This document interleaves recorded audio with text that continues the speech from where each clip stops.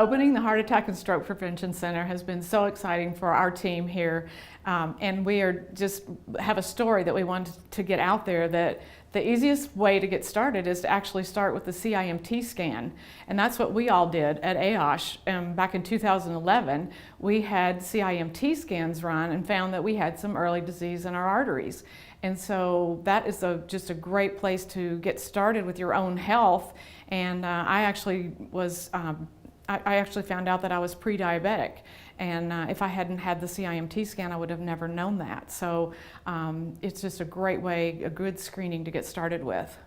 So how simple is the CIMT? Oh, it's really easy. It's just a little ultrasound that goes up and down on the carotid artery. Takes about 15 minutes to do, and it's totally comfortable and quick, and it tells you if you have early disease in your artery, and it also tells you a chronological age for your arteries.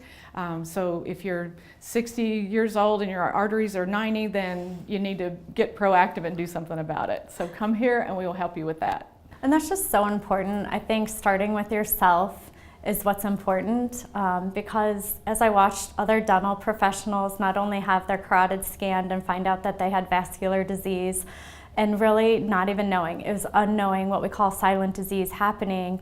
At our continuing education course, I saw these solemn faces come and sit down next to me. It was very quiet.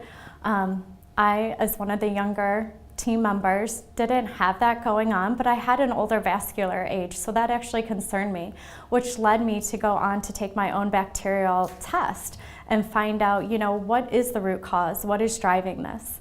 And that's simply what we did. We then went from one test to the next test, and that led us to our saliva testing, which we do here. And I did have levels of bacteria that were concerning, as I do have cancer in my family and heart disease. I obviously wanted to eliminate those pathogens that are linked to those inflammatory diseases.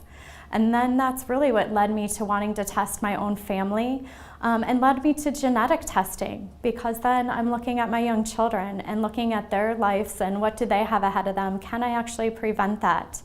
And so the journey begins, I say, with you, just as Patty's discussing, and then taking that, because as healthcare providers, we can mask our signs and symptoms. We may be the best flossers or the best brushers, but we can have silent disease going on. So start with yourself, get testing done, start with your own family and make a difference. And that's what led us to then reaching out to our community of patients, and our community as a whole here in Central Ohio.